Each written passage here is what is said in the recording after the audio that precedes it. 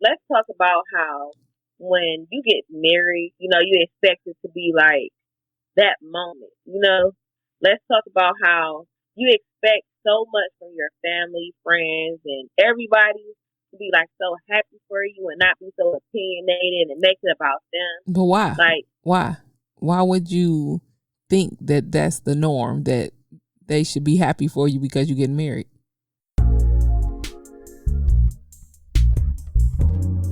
I am Hayzel Green, an inquisitive, unapologetic, voluptuous introvert who blooms and blossoms behind closed doors. This is my podcast, a platform where I will discuss my writings and where I will bring to light conversations with my good girlfriends, sisters, brothers, and homeboys about love, life, music, and most importantly, sex. So leave your judgment at the door and welcome to Hanging Out with Hayzel. It's Hayzel, baby.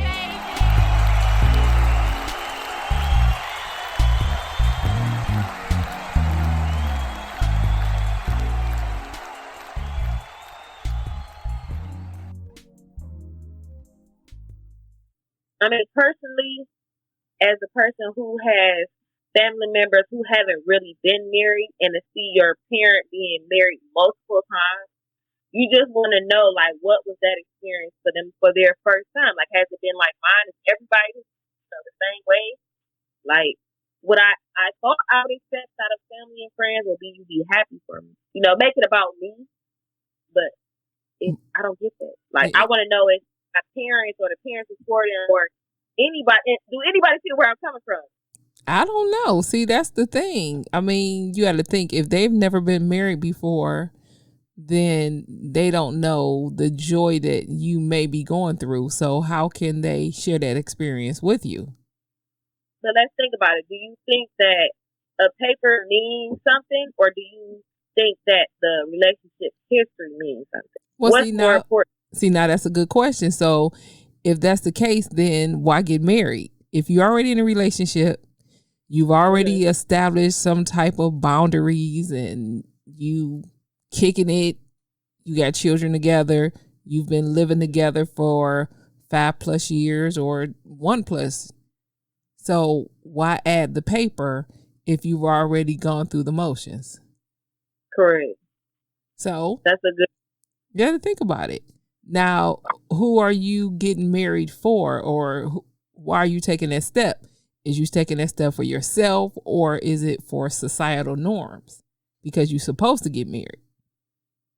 No, it's because this is what I really want and what I feel. It's never been brought.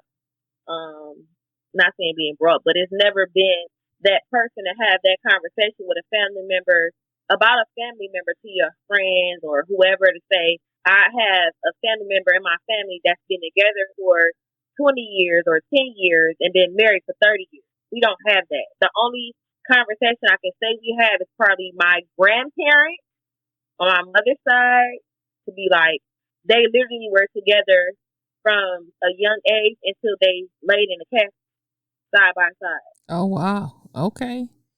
Well, so it hasn't been people. It's literally been one person in my entire life. I'm 33 years old. One couple that I can say has been together for years, had the same kids, and one. Well, I don't know. You know what? That's interesting. I have some people that I went to high school with that are still together, that are married. But of my friends that I hang out with, none of us is married for real. And that's wild to even think about. I mean, I've been in those long ass relationships. Yeah. Wow.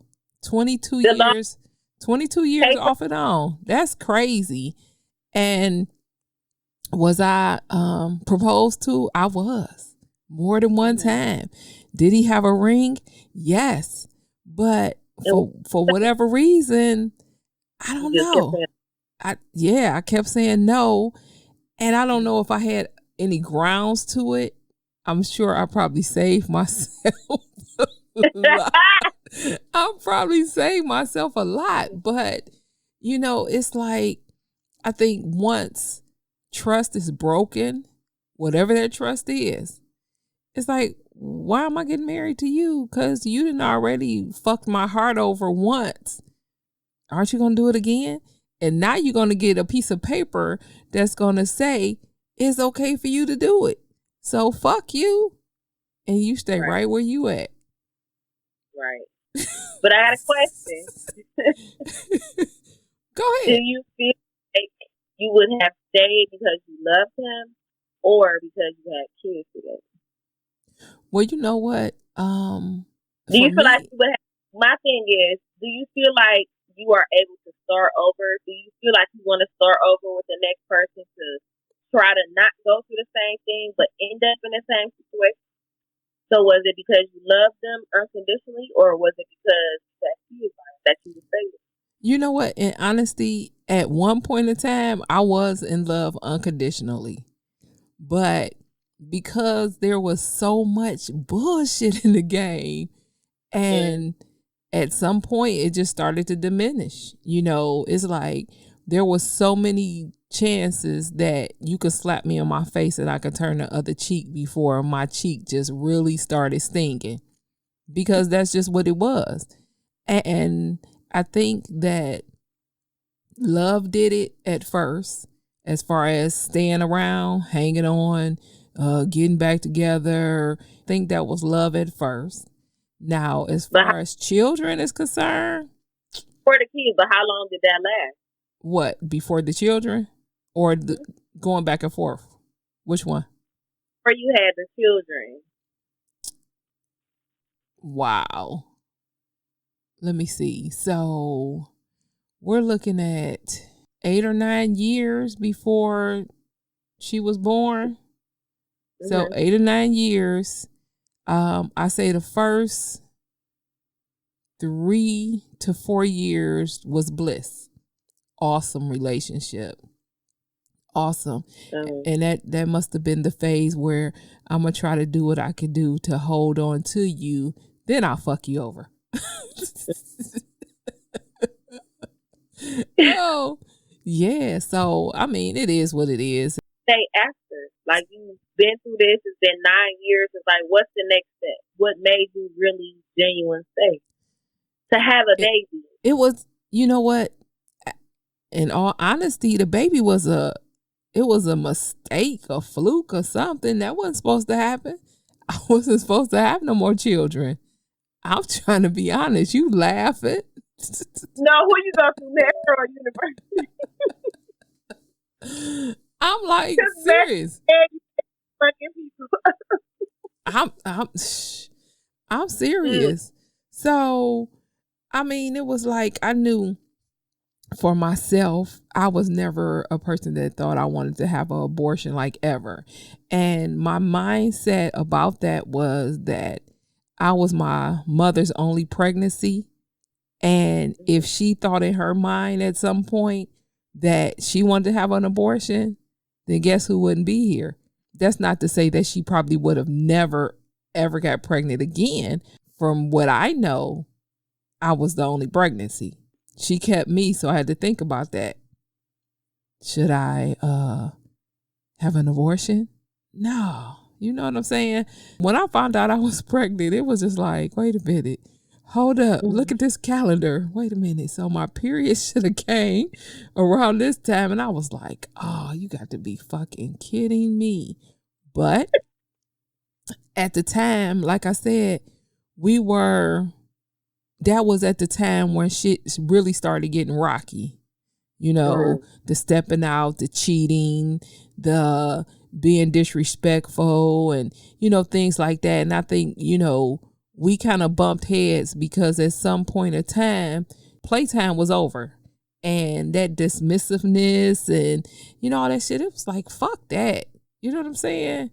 Oh, you gonna do that?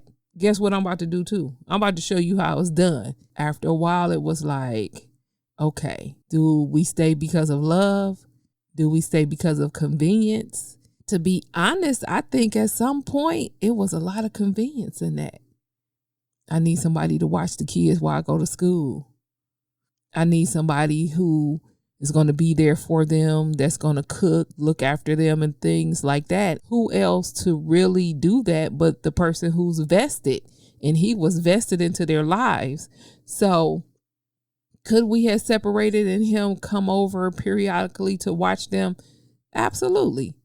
But was I willing to gamble and take that chance at the time? No. And that's probably one of the reasons why I kept coming back and opening the door and letting them back in. So, it's a life lesson. It's learned for real. So that's why my ass stay by myself. I live by myself. Oh my God, please don't let me grow old to be one of them women with cats and dogs and shit like that. Cause man, listen. Talk about, hey, why you coming to work smelling like mothballs? My cat decided that they wanted to. How is it that your cats are having babies and living a best life and you're just here? I know, they right? do. Oh God. Oh, they with a bunch of cats. Next question. Yes, okay. Next question. I talk about how in a wedding, when you're planning your wedding, right? Mm-hmm. Okay, they said we start off with like 8 people, 4 and 4, right? Who do you have in your wedding? Do you have your wedding party with friends and sisters, cousins, or do you have the people that you feel is close to you? Okay, so again, I'm speaking from a person who has been in weddings and coordinated weddings and not a person who has had a wedding. So with that being said, I really think it should be who you feel comfortable with. It does not have to be a sister. It does not have to be a cousin. It can be a best friend. It can be, depending on your party, your soon to be husband, whoever his groomsmen are, maybe one of those females might be one of their dates. So right. you could play around with that. Just know you're supposed to have a maid of honor and a matron of honor. So one of them got to be married already. So who you choose, at the end of the day, it ain't about nobody but you. So, you have to tell people to check their feelings at the door. And if they don't want to come, fuck them. If they do, please come and enjoy.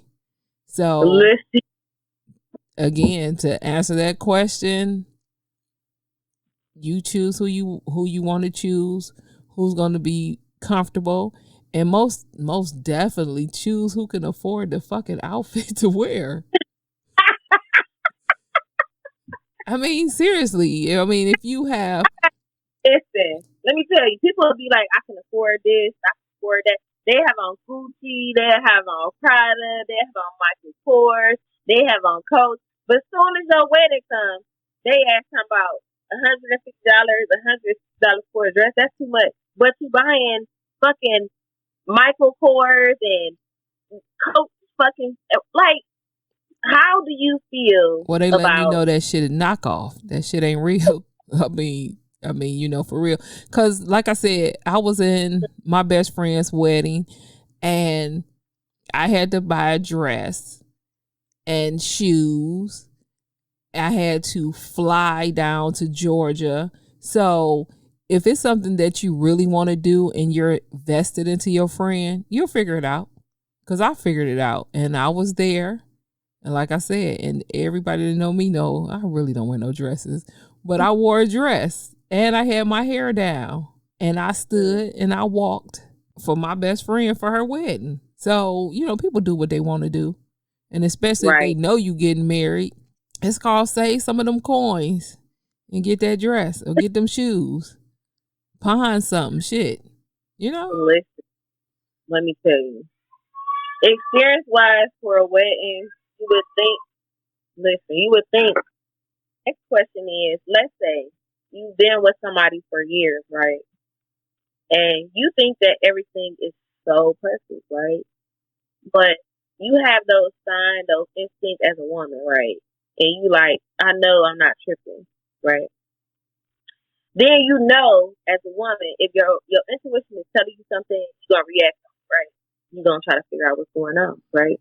Right. But if you've been with somebody for so long, you've been through so much stuff, like it doesn't even it don't have to be all bad, but like some of it could be good, some of it could be bad. But like when you go over a grace period of certain situations, do you feel like as a woman that you basically, not saying that you just let yourself go, but like a lot of stuff changes. Do you feel like you can start all over, or do you feel like you can stay so you don't have to start all over, and you feel like it's gonna get better? Well, first and foremost, I think that was a 3-parter. So as women, we have intuition, and we try to figure out what's going on when something seems like it might have changed a little slightly, whether the wind blew to the right or to the left. It's like, wait a minute, something don't seem right. So you kind of look into it. Now, depending on the type of woman you are, you may investigate that stuff, then find out what it is that's going on. Or then you may be that woman that just be like, fuck it, and just go with the flow, and it is what it is. It depends on what you have vested into the relationship. So if you are a person who, let's see, okay, love is in the picture, period, dot. So you are in love with the person, but say for instance that person over time started drinking a little bit more than you wanted them to be, and then they started acting out, then they started being belligerent, and you like, oh, wait a minute. Now you may be okay with that, because if you look at the scale, the things that they're bringing to the table could probably, let's see, it outweighs the bullshit. So you'll be okay with some of that bullshit, because the rainbow is like very bountiful. Okay, so you'll do that. You won't leave them. You'll stay where you're at, but then that might make you go and talk to somebody else to fill whatever the void is. That's one. Right. Now 2, look, I don't forget what the hell you said. What was the other 2? My whole thing is, I just feel like everybody paints the world to be so many things as far as marriage and relationship. Like, what do you honestly feel is the first stage, the second stage, and the third stage? In society today, not back then, but like now. Talk about like how it was when you were back in the day and how different it is now. What advice would you give to someone like me who's about to get married? Well, first and foremost, of course, my disclaimer is that I've never been a married woman. So a lot of things I say you have to take with a grain of salt. But at the same time, because you know that I come with a pure heart, that you can, take some of the things that I'm saying. So first thing that I believe is that you need to develop some type of friendship that comes with a bond. I believe that you kind of need to have some type of common goal, whatever that is. If that's to make money, is that to live comfortably?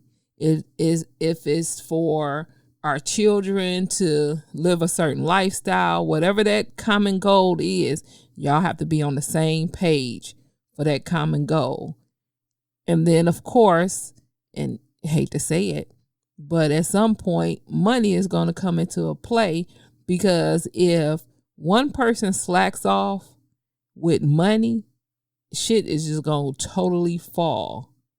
So you got to make sure friendship, common goal, and some type of financial stability. I mean, there's probably other things that go along with things, such as not cheating, not, putting your hands on the person, not, cussing, being disrespectful. So there's other elements to it. But I think of the top, 3, 5 or whatever, those are my top. That you have to be a friend, because the thing is, A marriage is a business. It's a relationship. So we have to be on one accord throughout the whole thing, or it's not gonna work. We have to have our finances together, or at least somebody has to know how to work the finances so we won't be fucked up out here. Right. And I mean, that's it right there. Like I said, those may not be the only ones, but those are very important ones right there. Right. Well, don't worry, because that's the same thing I go through. He wanted to get married, but he basically was saying that he don't want to get married. He's not stable. So he wanted to be like, I want to make sure that I'm able to take care of you and the kids. I want to be able to have something to leave, behind for my kids to have. Stability is his most important thing to me. Like, he just say, you can do whatever you want to do, but I'm gonna go to work. Tell him that he's a man, first of all, is what he always say. I'm a man. I'm not gonna let you fall. I'm gonna always keep us up, but we're gonna be up together. So respectfully, as a man, I respect that.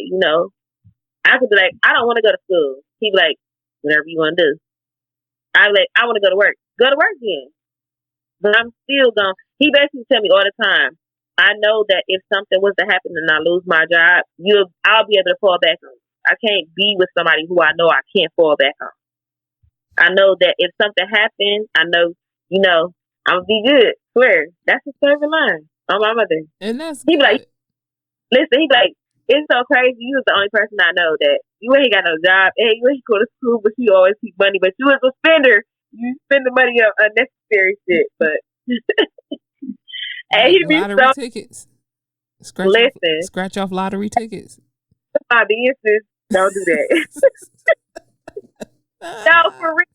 He be like, you come to the house every day. You got a reason to go to the grocery store. And I'm like, no, I go to the grocery store to get recipes for your kids. But he be like, you just got to find a reason to go to the store. I'm like, dude, you be at work from like 1:30 to 9:30, about 10 o'clock. And I be at home with all these fucking kids. Listen, I respect any woman that got any kids that are back to back. Let me tell you. Who the fuck that have all these kids back to back? Listen. A 5-year-old, 4-year-old twins, and a 2-year-old, and a stepchild, and a dog. Bitch, I be over here fucked up. Like, fuck these kids. What the fuck? Like, who the fuck talking kids? I blame it on Hennessy and Crown Royal because those were, that's the devil. I swear. Hennessy and Crown Royal. Oh my goodness. I drink Quavo Silver and I be cool. Like, I be good. But let me tell you, getting birth control through UX is terrible, y'all. I swear for God. Like, I got pregnant on the IUD. How you get pregnant on the IUD? That's lit. Man, let me tell you. That's super sperm. No, listen. When I found out I was pregnant with the twins, let me tell you. This motherfucker, I go to the doctor because I was so sick. Like, normally I can smoke my weed and drink my little whip, my drink. I be cool. For like 2 weeks, I'm like, I feel I can't drink nothing. I can't smoke nothing. Smoke my weed? Oh, hell no. I was mad as fuck. So I say, let me schedule me an appointment at, what was that? Neon. Goddamn Collinwood. Let me tell you, I went in there, I took a pregnancy test. Because I'm like, I ain't pregnant. I know I ain't pregnant. She's like, you sure? Let me tell you, I pissed on that fucking stick. That lady said, we'll call you and let you know. That lady called me like 2 days later, like, ma'am, you're pregnant. I said, ain't no fucking way. Swear to God. They took an appointment like 2.5 weeks later from the ultrasound. I swear, y'all. It was in April. Man, I go to the doctor and I'm in a room or whatever. So she's doing her ultrasound.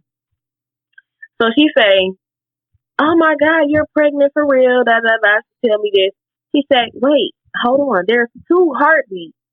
I said, how long you been doing your job, y'all? I swear to God. She was like, I've been here for 29 years. I said, do you know what you're doing? Do you know what you're doing for real?